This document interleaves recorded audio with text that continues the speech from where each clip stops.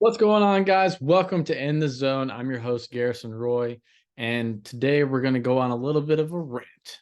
But if any of you guys are newer to this podcast, you would know we have rants, we have full length interviews for other people, players, coaches who are trying to share their insights as to how they get into the zone or how they help players get into the zone and share their story. We have the mental minutes that are the quick mental game hacks to help elevate the performance of the players, and then also deep dive educational explorations into small intricacies of either skill acquisition, training, what have you. But it's, getting really into the nitty gritty there.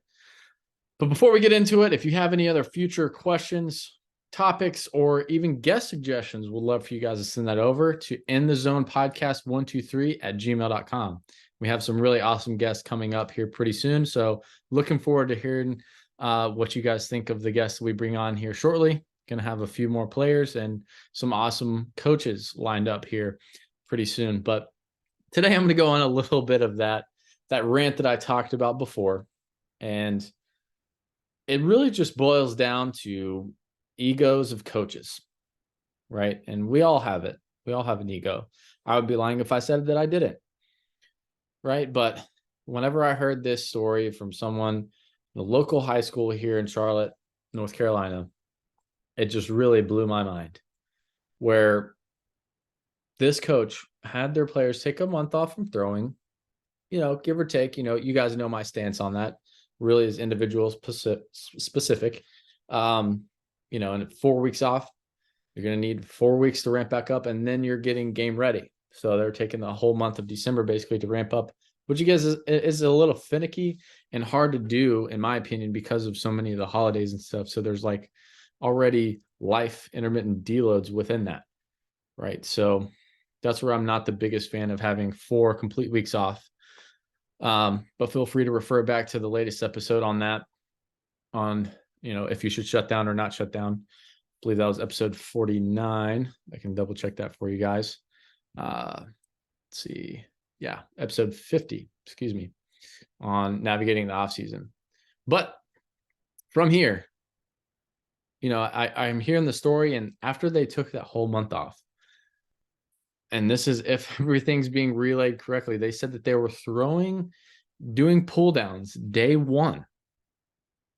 If any of you guys are at any point of, learning about baseball or really any sport, honestly, like at what point do you go from, just taking a break to then going full tilt? Or imagine a football player, day one, you throw on the pads and you're playing a full game, or, full contact practice, or, scrimmage with nothing in between. It's really similar to if you just go straight into pull downs at 100% the first day you're back throwing. You're just asking for an arm injury. Like, yeah, your arm probably might feel good that day, but it's going to feel like absolute crap the next day. And some guys, they're just physically not ready to handle that, especially at the high school level. Like it's just absurd. And I don't understand why. Like I even tweeted this out. And Carter, one of my buddies and previous mentee, he said, this coach is trying to catch a charge for child abuse. Right? Like it's just absurd. And, pitching coach Jared Gaynor, also a previous guest that we had, he was just like, you don't even have to be in baseball to know that's probably not a good idea. And I agree. It's definitely just mind-boggling to me that some coaches, even whenever they've played and they've had all this experience, they don't even want to look outside of their own personal knowledge and try to ask for help. And again, I'm not saying you need to come to me. You can have plenty of other coaches you can DM and just ask and be like, hey, what do you do for a ramp up period? Heck, even Driveline has them out for free, where it's like, hey, here's a free on-ramp, 8-week throwing program. And from just seeing them that they're not pulling down day one. That doesn't come around until, week 6 or so, probably. I'm just kind of spitballing there, but it's just so asinine to think that a coach in his right mind think that's okay. Like you're literally getting these guys ready to go under the knife.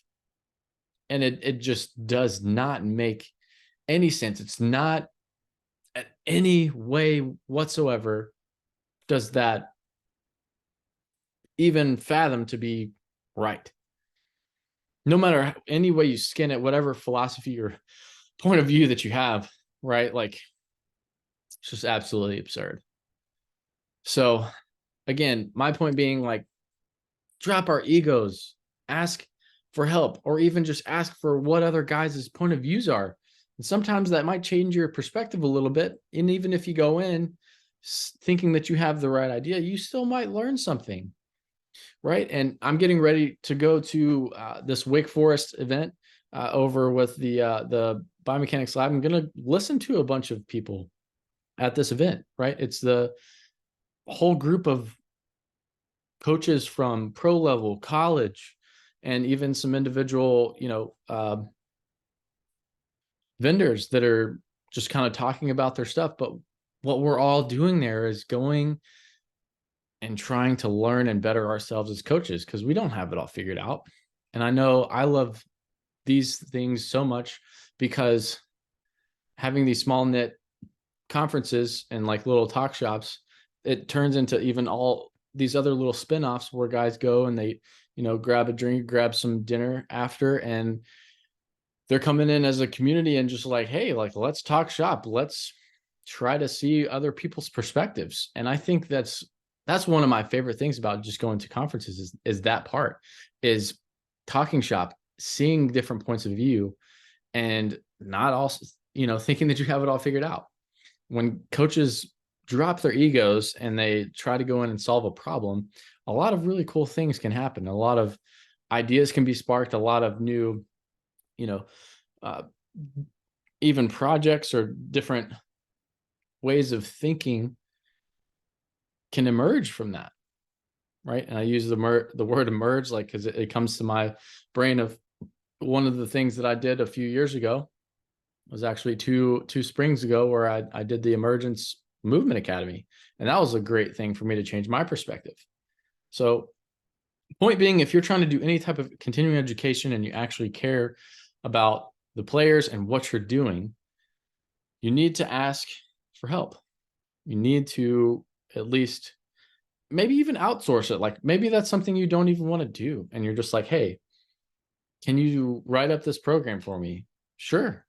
And I mean, I've discounted some of my services for JUCO coaches because I know the reality of the JUCO lifestyle and what the coaches have to do. They have to go work in these camps all the weekends just to make ends meet sometimes.